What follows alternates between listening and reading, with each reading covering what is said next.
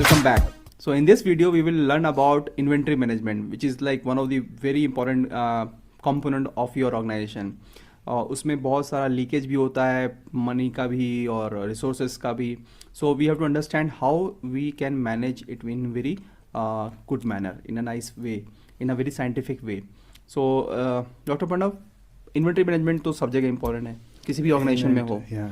But is there any other thing which is like make healthcare organization different from other organization? Yeah, there are 2-3 things which are specific to healthcare. First thing I should tell you ki it is your asset. Okay. So the way you keep your assets, you should keep your inventory. Mm-hmm. It should be up to date and ready to use. Right. At the same time, healthcare unit are vulnerable because there are so many disposables and there are so many drugs which have actually an expiry date. Yes. So you have to make strategic planning for things which are coming to you and how fast they should be used, and you should find out, minimize and decrease the number of things which are expired. Okay. That has to be done in a very scientific manner, and this will improve the whole system. And because on the inventory is dependent, all the departments are dependent on inventory. Yeah. And so this is a very distinct factor, because हर जगह पे ऐसा नहीं होता कि inventory की कोई expiry date होती है, बट यहाँ पे बहुत सारी इन्वेंट्री की एक्सपायरी डेट है, और वो अगर आपने टाइमली प्लान नहीं किया है, इधर शॉर्टेज हो जाएगी या फिर ज़्यादा हो जाएगी. I know. और उससे आपके बजटिंग पूरा हिल जाएगा. Because there are so many things which as they grow older they become better. But this is not that thing. This is not. So let's learn about the inventory management in more scientific way, in a more structured way. So what are the medical equipments and other store items, how we can manage? So medical institution deploy a vast range of equipment, which we know that, and it increases organizational efficiency. They reduce the burden on staff. Right, this we all know. If we manage them in a nice way, it will reduce the burden.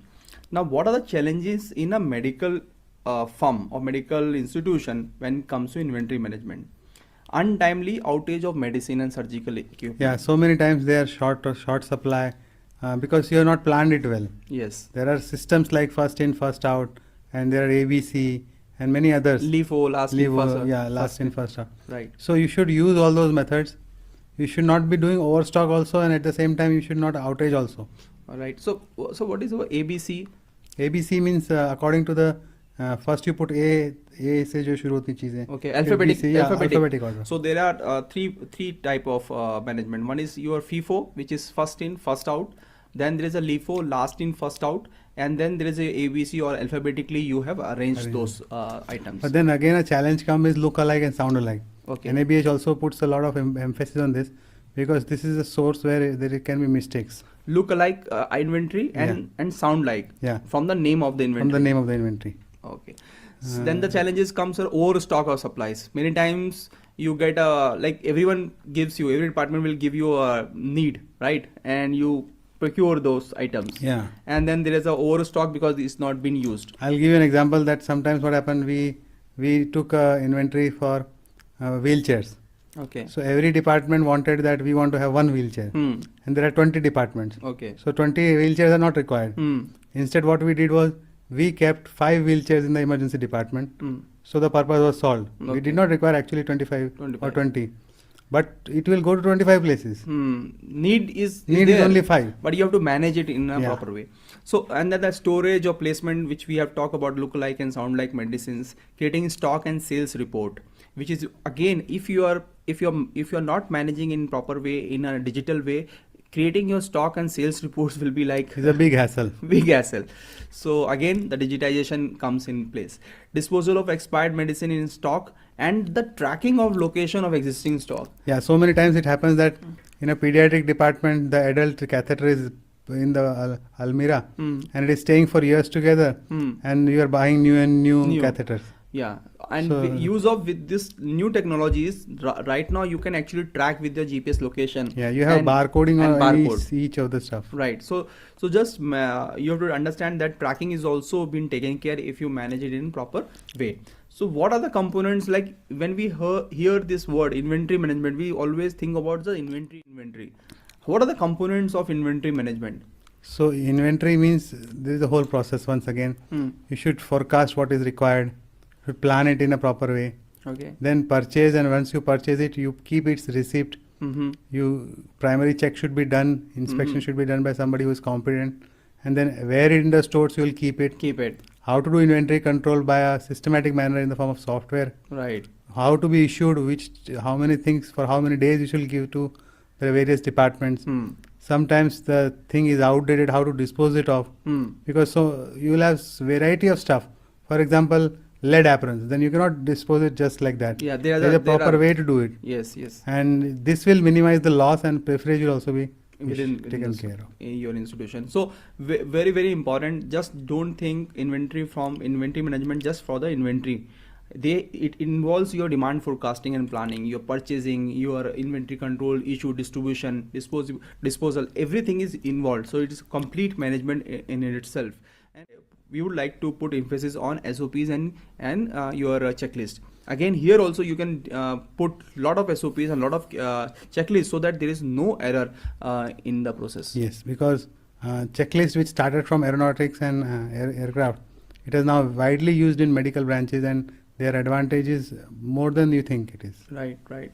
So here also we will give you some SOPs and checklist in the below this video, which you can download as a guiding book or ebook. Just you can download and see how you can actually make this similar kind of SOPs for your own department.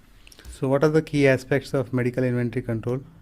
So very important cheez is inventory documentation. When it is coming, you have to document everything. What does that includes is carefully registering and creating up database, up to date database. Because even if you have used IT system, if your database is not up to date, then it is of no use. Yeah. So that means you have to make SOPs. Like whenever equipment goes out, it has to be entered in your system. Yeah. And whenever it comes in, it has to be updated in your system. So up-to-date database is very, very critical.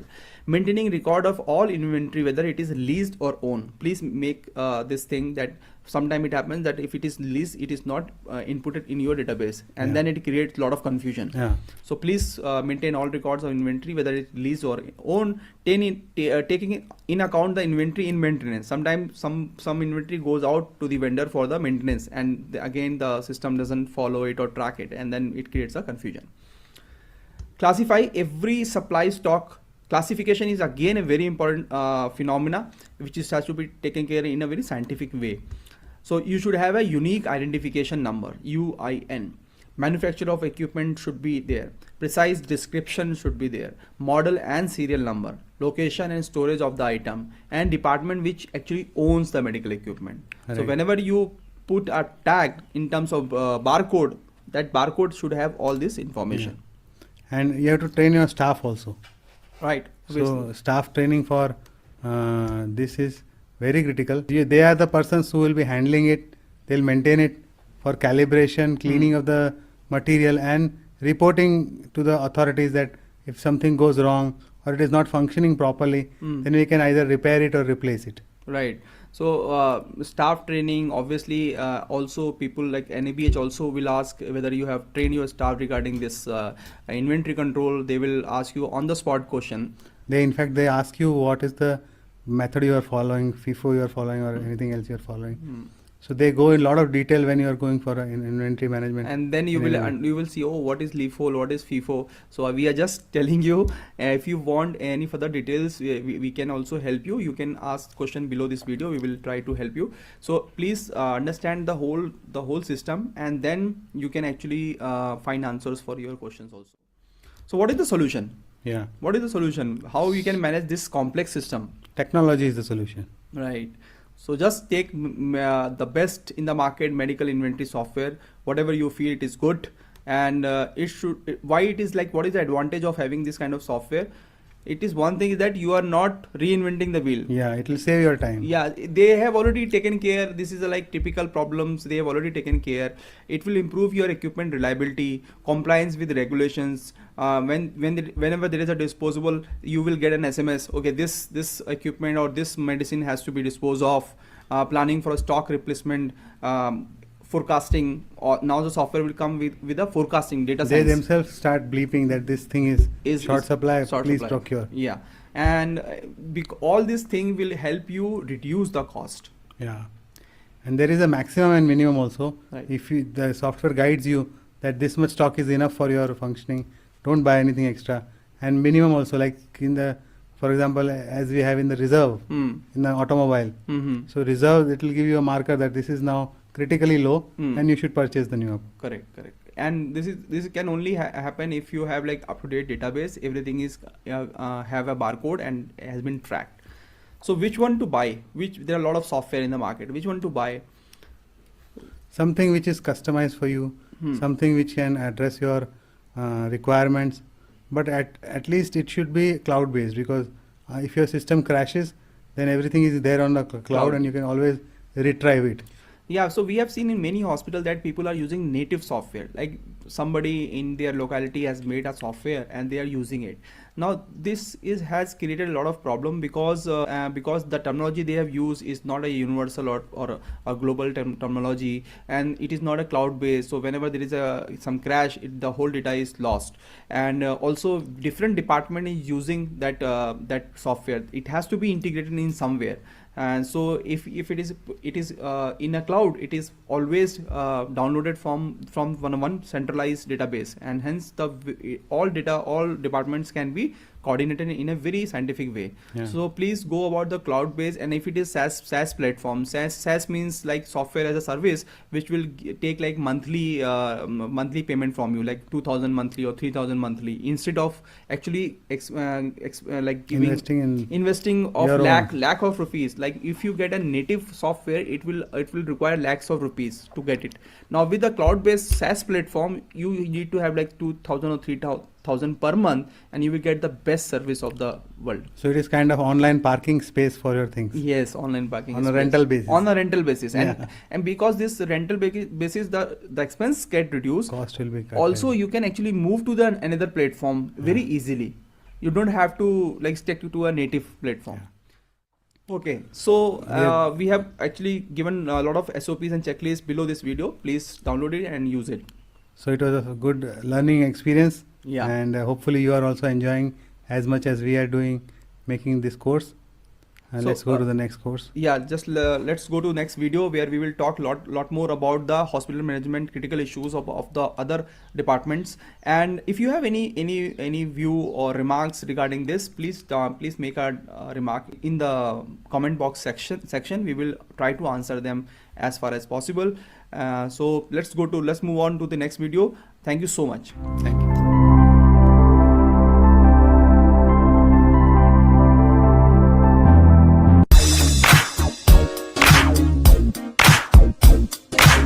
Welcome back.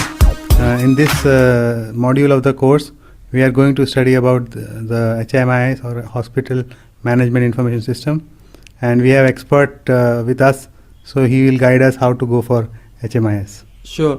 So let us first understand what is the Hospital Management Information System. Yeah. Because there are a lot of moving parts in the hospital ecosystem, and each have their own data. Every day a lot of data is coming, so you have to integrate a system where you have a central repository and every information is coming to that. Yeah, and every specialty hospital is different. Yes. So they have their own requirements, and data comes in different formats. Different formats, yes. Even the information from the various monitor is coming in different formats. Correct. So each part of it has to talk to one another. Yes. So nowadays technology is available where you can integrate all those medical equipments and the departments, and you can get a very good business intelligence out of it. So let us understand from very basic, what does Hospital Management Information System has as its components. So it includes electronic medical record system. Yeah, electronic medical record system means everything which is happening to the patient and doctor and the and nurses. Okay. So it will include all these topics. So it will include your PMS, patient management system, lab information system, radiology information system, ICU management system, and OPD follow-up records. Yeah. So where directly patient is involved, and the data is coming from directly from the patient, all those things will be integrated into electronic medical record system. One important point I wanted to make here is that if you are going, you will have to go for medical records, go in all the departments, because partially you will keep handmade and routine registers, and partially you will go for HMIS. That is not a very good idea. It will not serve the purpose. Yeah, because Later on, if you have to go for all those registers for the data, then this is a failure. Yes. So if you want to go automated, then maybe you should go all the department one by one, and comprehensively you cover the whole hospital. And even NABH and all this accreditation also ask you what kind of HIMS you are following, and the requirement in CEA Act also, there is a monthly requirement where you have to supply data to the government. So HMIS should be such that it will manage all your departments. It will generate the reports that are asked from you, and it will also generate the reports that your NABH asks. NABH. That is when it serves the purpose. Right. So other than electronic medical record system, it should also has human resource management system, which is for your internal staff, payment and billing and accounting system, queue management system for your patient when they are coming, performance management system for your staff, quality, KPI dashboard. It should have all your KPIs mentioning. You can, in one click of mouse, you can understand what are the KPI, what are the different graphs, what is the health of your clinic, and then inventory management system. And so the parameter of choosing HMS, because there in the market there are a lot of HMS. So what are the parameters in selection? See, nowadays that the technology has grown to so much extent that you should ask for something and they will provide it. There is nothing rocket science in it. It is just a little bit here and there iteration. Right. They can make a fantastic software for your own hospital. Right. Because it has to be scalable, it has to be customizable. It is something which is integrative of any new instrument you buy. You should integrate in that software. You need to have a good backup team. Initially, as with all the other medical equipments, you should have a support system from the provider of the technology. Later on, you can develop your own system, but initially you should always take some help. Right. It should be upgradable, just like an iPhone or a software upgrade. Keeps on upgrading. It should be updatable. Yes. Should be preferably cloud-based, and it should serve all your reports. Right. So these are some of the desirable factor of HIMS when you are actually deciding which one to go with, and there are a lot of options available in the market. Please have a decent budget for it. Don't go for very high expensive, and don't go for a very cheap one. Go in between. And as we have said, that all these parameters should be there, like it should be scalable. Right now you might be having a 100-bed hospital, but it should be scalable to like 500 bed or more than that. Or it should be integrative of the future technologies, and it should have very good support team. The company should have very good support team, because now and then you will have some issues, bugs, so they can actually answer your and it should be cloud based, and all reports, analytics are shown on a dashboard, right? So this parameter will help you. And if you have any suggestion for a name of the company, you can write in the comment box. It will help other people in the community. If you have any remarks for us, please write it down. We will try to correct or answer it. And so in the next video, we will talk about one of the very important critical factors of hospital management. So stay with us and keep learning. You are rocking. You are actually learning a lot of stuff in very small time. Yeah. Thank you so much. Let's go to the next video.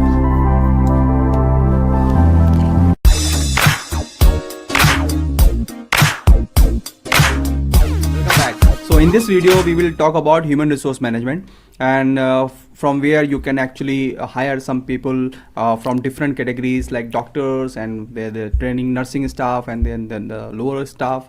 So you have different avenues for different set of people. And then the recruitment, after recruitment, you have to train, you have to plan, you have to then give them compensation, talent management, all those things.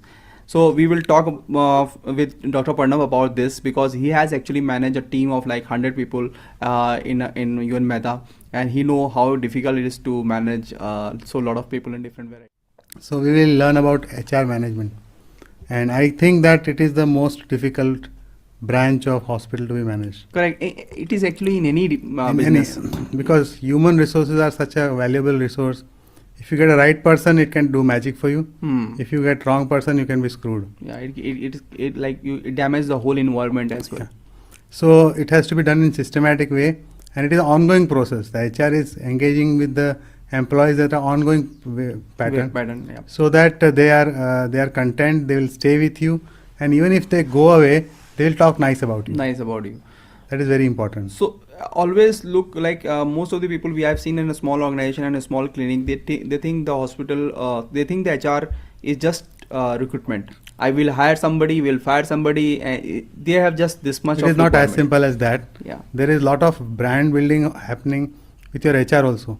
Okay. They are going to be your messengers and ambassadors in the market. Yeah. So they can give good reviews about you, and they actually, it should be, if they are happy, then your patients will be happy. Yes. This is very important, because the first interaction with the patient will be your hospital staff, and they have to be trained in various training, like etiquettes and different kind of ways of service, although service industry as such, so that they behave in a way which you want. See, in a hospital, the things which will make it successful is not only the good doctors. Yes. It is also the good service which is done by the nurses and the other staff. Ward boys. Because they are the hands and eyes of the doctor. Doctor will see a patient only for once or evening and once in the morning. Right. For some amount of time or a procedure he has done. Later on, the majority time is spent with the nurses. Right. And they will also pick up and detect the things in time, which will change the whole outcome of the patient. Correct. So let's go and understand a little bit deeper into HR management, and see where in your organization you can make a rectification. So human resource management has a few components. We will start with the recruitment, which is like the most critical one for every organization. It has, like, we have divided in from the type. So based on the time of involvement, a role can be defined like, say, regular, regular full-time, or full-time. part-time, independent contractors, outsourcing, or the short term. Depending on the requirement, there can be different types of this recruitment. Again, you have doctors, paramedical staff, including physiotherapy, nurses, pharmacists, technical staff, engineering staff, maintenance staff, and administrative, finance, and support staff. So you can understand in which area you are lacking and which you can actually include. There might be a overlapping of function also in your organization. Then sources, from where I will recruit those people. Now the internal sources are staff referrals, which is considered to be best way of recruitment. Yeah, but it is a double-edged sword.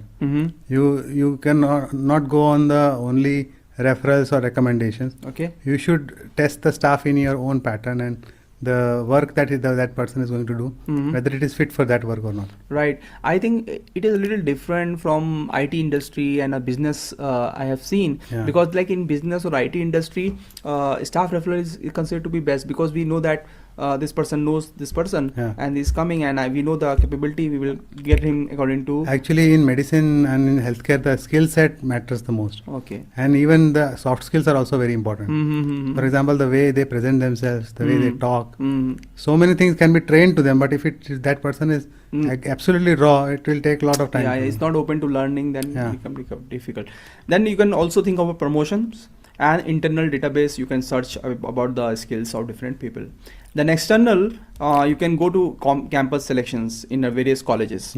And then networks is always there. Online job portals are coming up which have like dedicated into healthcare. You can go. LinkedIn is one of the best sources for the higher post, like from doctors, junior doctors, and the specialized HR agencies where you can go and ask for the different posts. What are the challenges in the recruitment? The challenges are like HR high iteration rates. As they grow, they fly. So you should be having something which keeps them interested. So what are the best way of keeping them in the hospital or in the clinic for some period of time? See, it is like if you will add to their growth with the institute or with the organization, if they are also growing and they are understanding that they are growing, then they will stay with you. Okay. As soon as their growth is stopped, or they are not able to freely express their intention, emotions, and then they will not stay with you. Okay, so one of the way of is hiring, like increasing their pay, but how long you will go on increasing increments day by year on a year?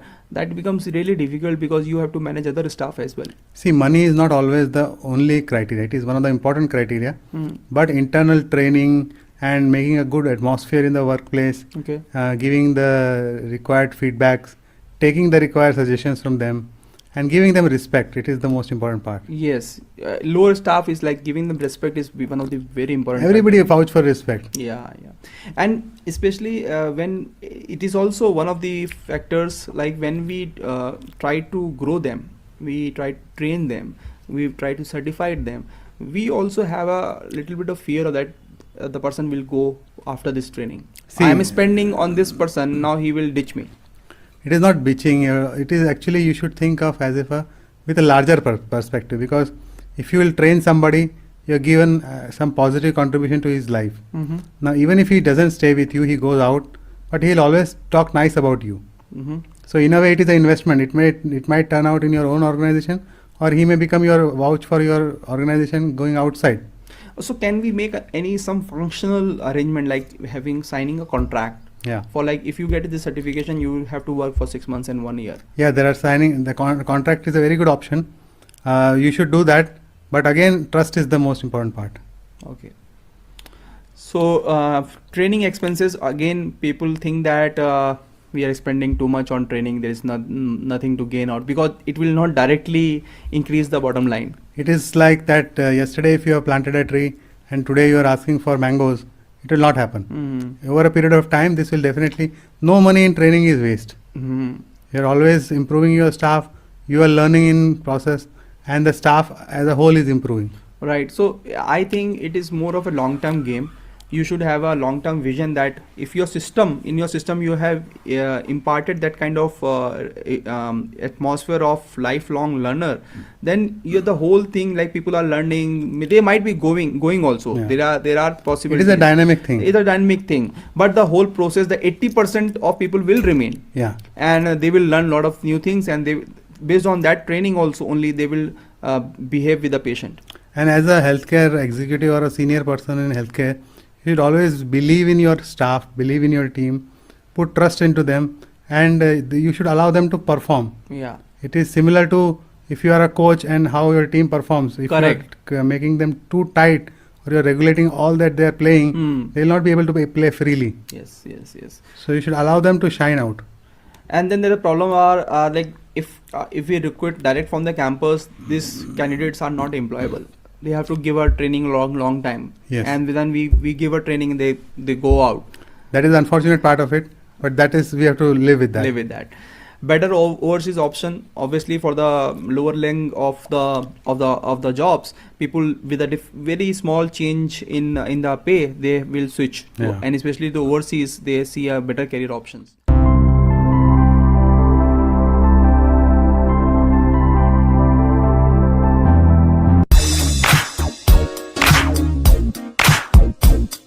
Is about the flow of recruitment. Yeah, it is whole process how the recruitment is done. Mm-hmm.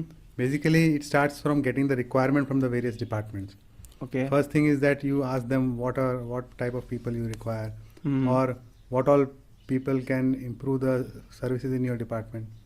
Then very important is to validate this requirement, because everybody will always like to have somebody in parking with him, or delegate or work. So in a way, you should see that whether this work is required and how many people can do it. Second thing, can it be done by somebody else? And we can say one person. Internally, it can be done or not. Once you are sure that this much people you are going to hire or you want required, then take a proper technical evaluation or knowledge evaluation for all the people coming for the interview. Okay. Because that is the first filter. Then you check their documents and validate all the documents, and then only call for the interviews, because unnecessarily the people who are not qualifying, they'll create a whole ruckus in your area. Yeah. So what are the best practices when it comes for recruitment and HR? You have to select your senior doctors from referrals. Please do that, because and this is I guess this is a practice also. This is the ideal practice, and this is till date it is the norm. Because even if you employed any agencies, or you are taking help of online job portals, it will be a difficult task, because you don't know about the senior doctors from those profiles. So unless senior doctors are coming through a referrals, then only you can understand the feedback of other person. So select senior doctors on referrals, junior doctors from referrals and online job portals or agencies, whatever fit your requirement. And admin and support staff are are like from the website like Naukri.com, Quicker Job, Facebook job posting, that will help you a lot. So because referral and all this thing will not work much in this segment, and Facebook job posting, Quicker Jobs are good for menial job search.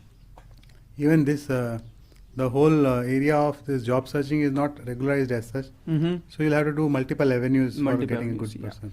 Some people in today's age also give advertisement in newspaper also, but I think it is now outdated. It costs you a lot.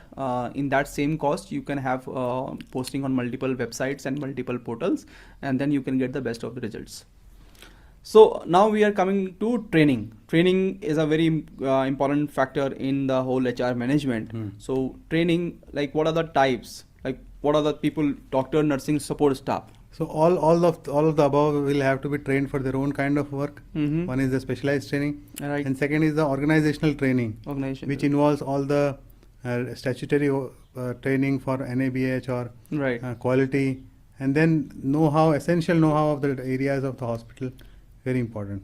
So if we divide by the type, the first one is the induction training, when the new person come and do Yes. a induction. So there is an induction training, knowing about the different departments, how they function and all this thing. Then it is a subject specifics. So subject specific is like you have an on-job training. Specific department, you go to a specific department, spend some time there for 4 weeks, 8 weeks, understand the whole environment, and then you get a permanent job. Specialized training at some external institute. This also happens for the already inducted people, right? Important point I want to mention here is that induction training is your first impression with the employee. Mm-hmm. So you should plan the induction training very, very well, Mm-hmm. and you should tell whatever is you are expecting the employee to know about the organization. Okay. And to build the organizational spirit also, Culture and all those things. Induction training is very, very crucial. Right. And on-job training is something like it is an ongoing work. Every year or every 6 months or whatever is your training calendar. I'll emphasize that you should always make a training calendar. So that you don't miss out on training or any staff. Yes.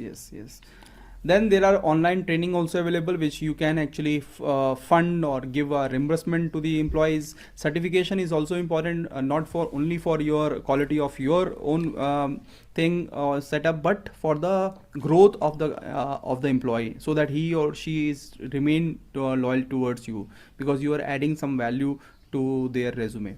And some other very important trainings are quality and NABH. Because NABH will ask you how many training you have done, support staff se jo questions पूछेंगे. They'll directly see your calendar. Directly see the calendar that this much staff is trained in this manner. Okay. These many training are done. Mm-hmm. Training, one more important point is the pre and post test.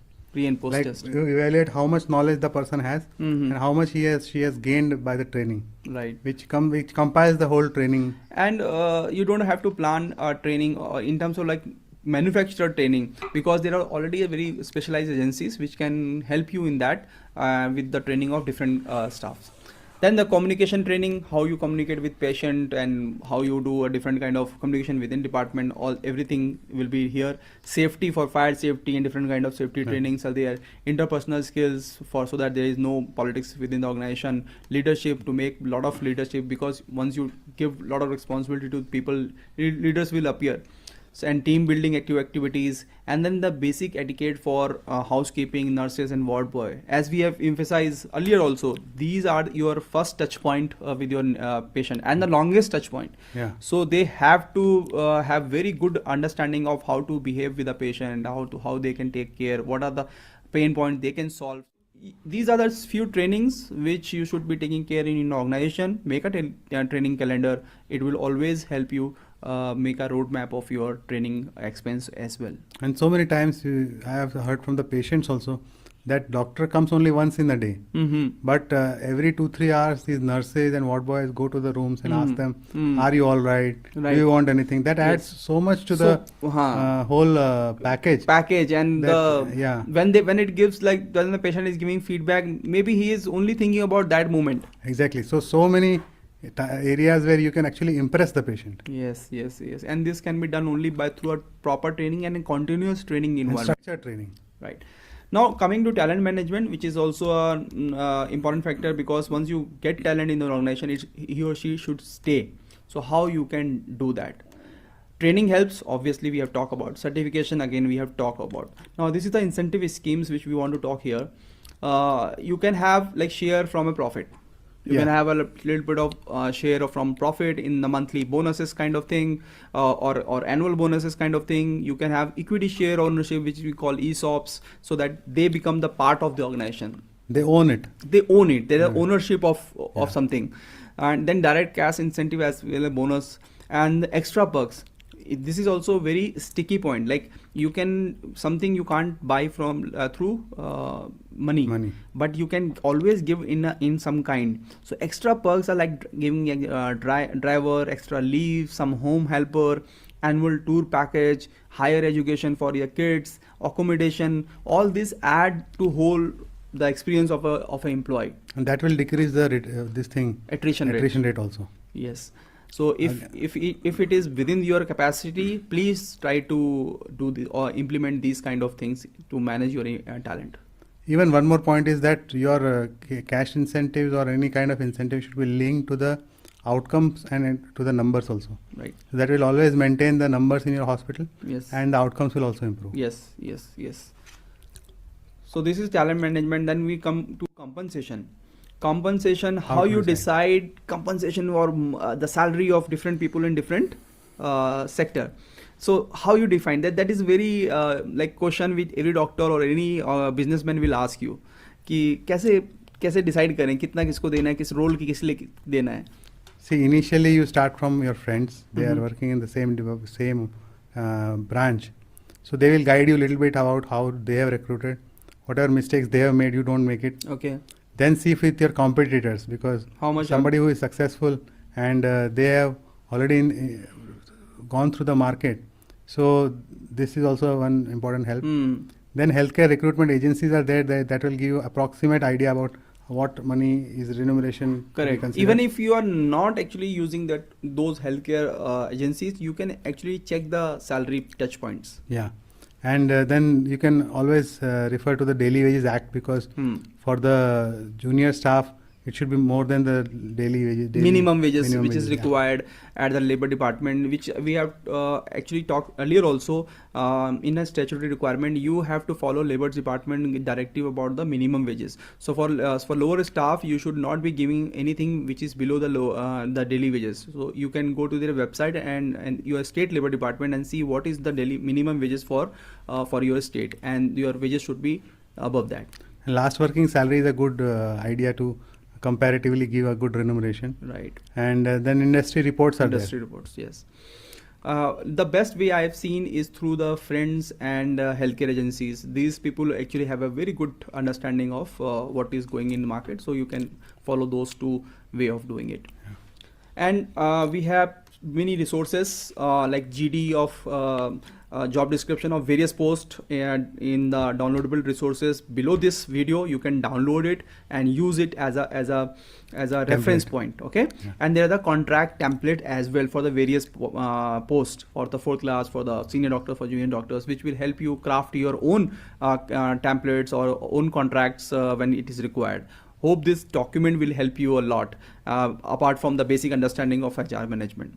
So it was an interesting topic. Yes, it's very interesting because it involves people and emotions and everything. So I hope you have learned a bit about the management and how you can do it, and overall it will help your organization.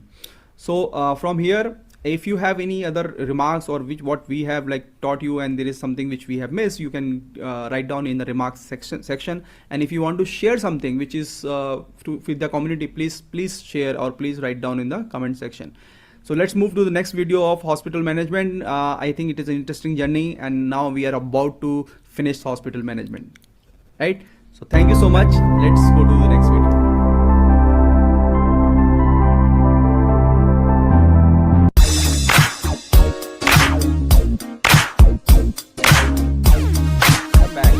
So we are about to finish this section of hospital management. One of the issues after human resource is about the labor laws and how you manage the minimum wages, and what are about the EPF and ESI and different kind of insurance like an employee should have.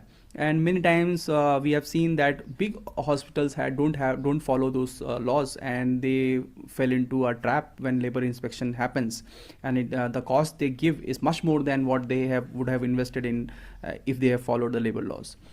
So here in this video we will learn about ESI, which is the employee state insurance scheme, and about the EPF, and about the labor law, the minimum wages act.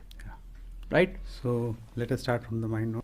So critical labor laws, one of these is minimum wages act. Yeah, the minimum amount that is decided by the government, that this much you have to give. Okay. It's the central government and state government both are giving the inputs. Yep. You can see the website for the minimum wages. So there are like centrally government of India defined what are the minimum wages, and then the state also act, and a state also defined what are the minimum wages. You can go to state's state website, labor law website, and see what are the minimum wages are happening. Any employee, any permanent employee you have, even for the lower class or the fourth class or third class, so the minimum wages should be followed. Like your salary or plus expenses should not be less than what minimum wages act says. Otherwise, it may create a lot of problems. In fact, there are separate categories. For example, somebody who is just a labor which is not skilled. Skilled, then unskilled. Then there are partially skilled. Semi-skilled. Semi-skilled. Yes. So you can see those things in the Yes. website. And just understand that this is one thing which you should be doing morally also. So please take care of this act. Then coming to EPF. EPF is Employee Provident Fund. It is managed by EPFO, Employee Provident Fund Organization, and it is a central scheme, and it aimed to providing social security and retirement benefit, and it is mandatory for organization having more than 20 employees. Okay. So it is very important you understand that it is mandatory only for organization which has more than 20 employees on their payroll. Okay. So less than 20 you don't need to go. No. Okay. If you can voluntarily go, yeah, but there is it no. not mandatory. It is not mandatory. One of the hacks we can give you, which we have seen in many hospitals also. So if you have around 40 employees or 50 employees, they make 2 or 3 companies, and different employees are put into different companies. Okay. So that different headings. it's different headings, so that you don't have to give EPF or a provident fund to the employees, because see, it is on a both sides. Some employees also say that we don't want to cut this money, salary part. Please give me everything Complete. in my hand. Yeah. So in this way, because even if you are doing the right thing, the money in hand at that moment in time it is less. Yeah. In their hand, and this unskilled laborers, even 100 rupees matters, and they don't understand the EPF scheme and all this thing. So this is one of the hacks which I have seen many hospitals are using. So we are just sharing with you. You can also do that. It is within the legal purview. Yes, maybe ethically, maybe it may not be that good, but since your own employee also want that, then you can do that. Now, coming to the how much it is calculated, how it is calculated. The employee contribution is calculated as a 12% of the total of the following component, which is the basic wages and DNS allowance. Okay, so 12% of basic plus DA is what employer contribution will be there, and equal contribution will be made by the employee also. Yeah. Correct. And out of this 12%, 8.33% is directed to employee pension scheme EPS. Out of this 12%. I think in this part, CA can help us. CA is always can help. It will be done by CA and your account department only. It is just for your knowledge that this is how it is calculated. Okay. Then the ESI scheme, which is called Employee State Insurance Act, and again it is for your long-term insurance. And this is valid, your mandatory is for organization with 10 and more employee with salary less than 21,000. So this is directed for unskilled laborers which has the salary which is less than 21,000. तो आपके यहाँ अगर 10 लोग ऐसे employee हैं जिनकी salary 21,000 से कम है, then that organization is coming to play. And the rate is again employer share is 3.2% of your basic and DA, and employee share is 0.75%. This is for the pension scheme, state insurance. Sorry, not the pension, but the state insurance, long-term insurance scheme. So these are some critical labor laws. There are plenty of laws. To scare you. Yeah, there are 50 labor laws which you will be like you need to follow, but in a practical environment, I don't think anybody can follow those laws. I think this is the main crux. These are the main laws because यहाँ पे अगर कहीं पे फंसते हैं तो फिर ज़्यादा पेनल्टी पड़ती है और रेपुटेशन खराब होती है, तो आप इनको जब टेक केयर करेंगे तो it will be all good. So good. If there are any more doubts, you can always write below this video, and we'll be happy to answer all the doubts. Yeah. Thank you so much. Let's go to the last video of our course.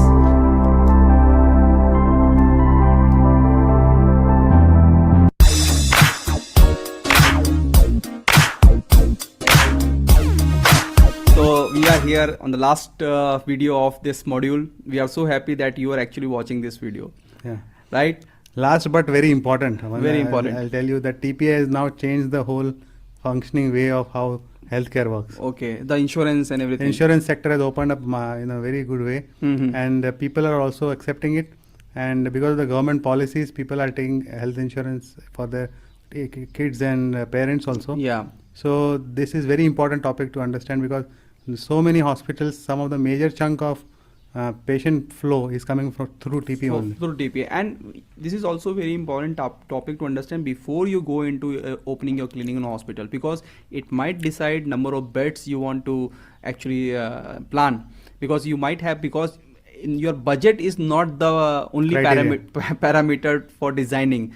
There are some issues which you will understand as we go, which will actually impact the number of beds or the type of clinic you want to go. So let us start.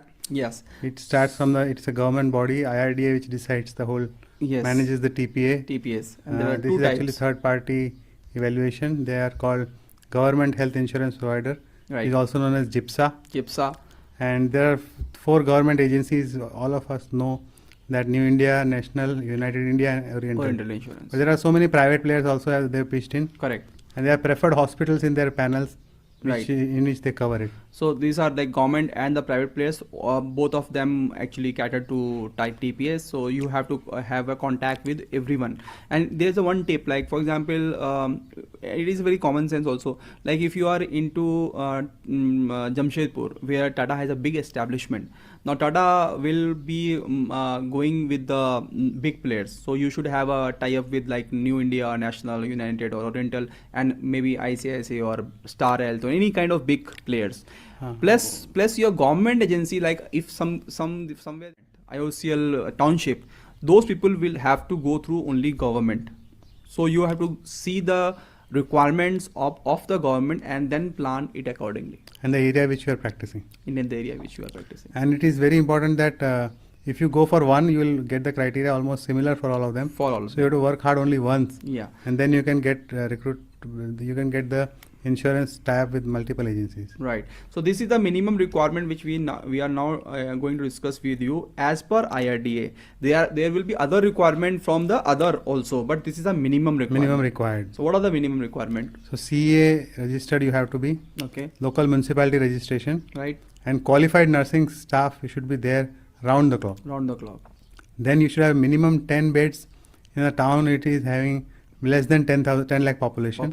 And 15 patient beds in all the other places. So if you are into tier 2, tier 1 or metro cities, I think minimum is 15 bed if you want to get empaneled. Yeah. Okay. So please take so care if you are of going this. for 8, then go for 15. Yes. Correct. So the organization has to have a quality medical practitioner in charge round the clock and fully equipped operation theatre of its own where the surgical procedures are carried out. And you have to maintain the daily record of all the patients. Right. And they should be accessible to the insurance company's authorized personnel. So these are the minimum requirement. And once again, it put emphasis on daily record. That means digitization. And you should have like CE, which is like mandatory, and all this requirement which actually gives up little bit on the quality NABH kind of thing. So everything is intermixed with every other thing. In fact, NABH quality level entry level standard is mandatory for IRDA. Yeah. Other requirements: hospital, clinic, ward area as per NABH guideline. NBC NBC guidelines. So this is also important when while planning your clinic or Yeah, they usually go with NBC and NABH guidelines. Okay. And they want HMIS, it should be enabled, digital. Right. Digital. And then billing has to be digitized. Okay. And there are some quality assessment factors also they go for. Okay. Like they see that you're giving the quality for the amount of money they're spending or not. Okay. So they see the total number of patients which are admitted during that year. Okay. They see the number of surgeries and the surgery type. They see your bed occupancy rate of each rooms and categories. Okay. And overall, they see the average number of daily OPD which you are seeing, average length of stays, then total number of discharge during the year.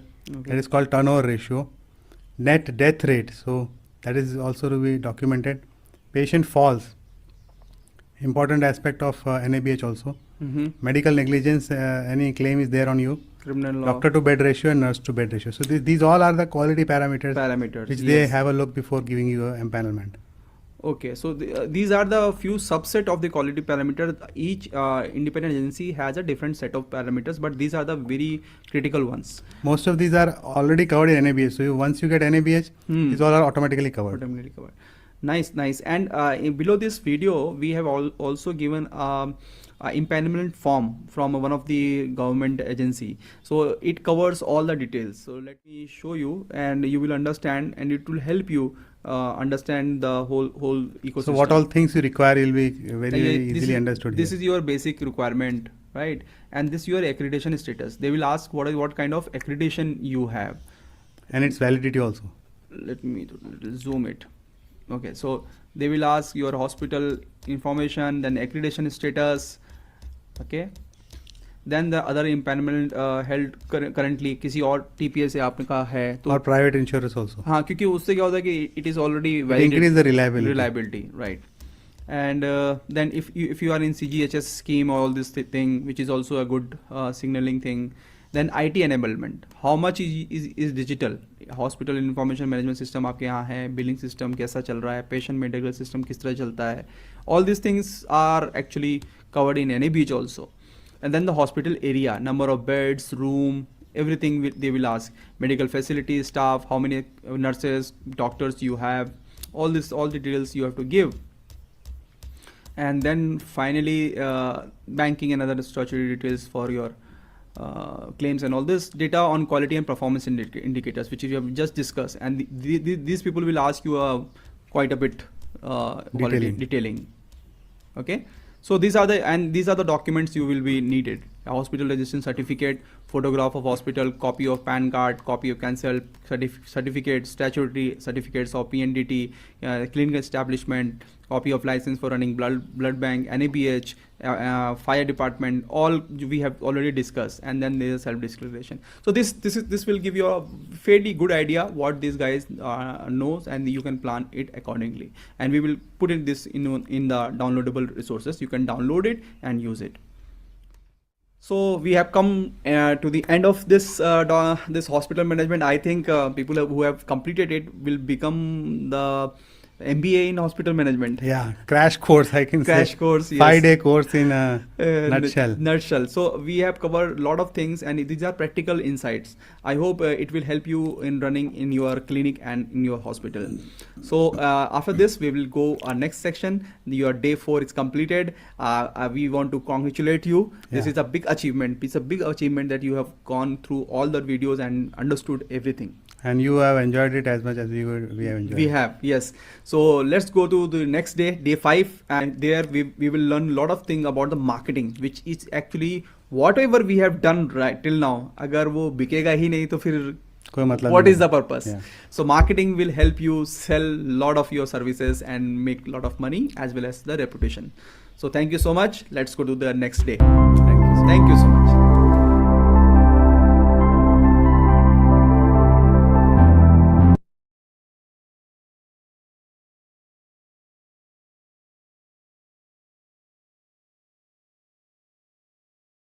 If you have any doubts, you can ask me. Thank you, Parag. Thank you, Vidya. Yeah. If you have any doubts, I'm happy to answer.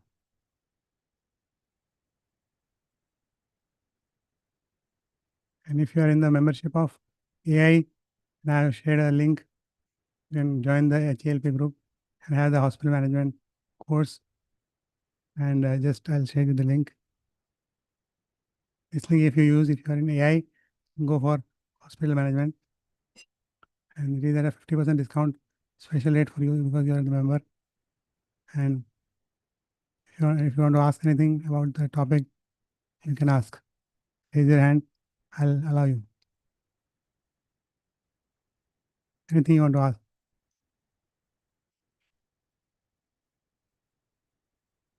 Thank you, Neeraj sir. Okay, then hopefully you have got the value for your time. Thank you so much, and see you tomorrow with another topic. And this is not the AI course. This is actually HELP course, Hospital Entrepreneurship, and this is all about how to run and grow a hospital. Another course in the modules.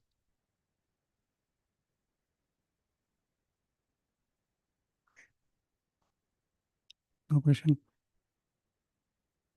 Charge it is actually 999, but we will, because you are a member, we will give you in for the 5,000, 4,999.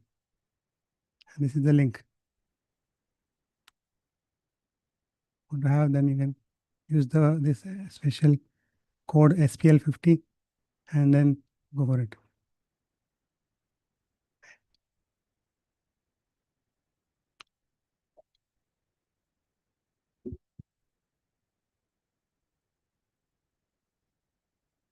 Thank you for joining. Have a good night. A nice day tomorrow. We'll meet tomorrow again with something more interesting and new. Thank you so much.